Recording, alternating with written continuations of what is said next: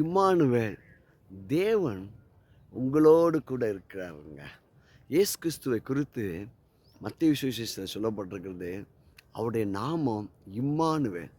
தேவன் நம் நடுவிலே நமக்குள்ளே வாசம் பண்ணும்படியாக இயேசு கிறிஸ்துவை தேவன் அனுப்பினார். அவர் உங்கள் கூடயே இருக்கிறார். God is with as.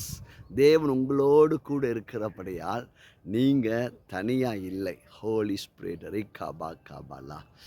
இயேசு என்றால் ஜீசஸ் அப்படின்னா வேத வசனம் சொல்லுகிறது இந்த சால்வேஷன், டெலிவரன்ஸு.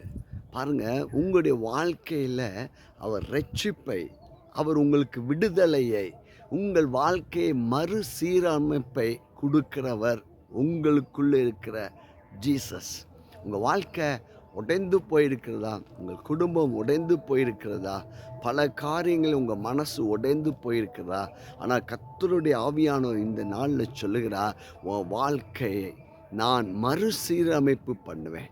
ஜீசஸ் உன் வாழ்க்கையில் இருக்கிற எல்லா பிரச்சனையிலிருந்தும் உனக்கு நான் விடுதலையை கொடுப்பேன். உன்னை நான் ஆசீர்வதிப்பேன். ஆமாங்க, இம்மானுவேல்.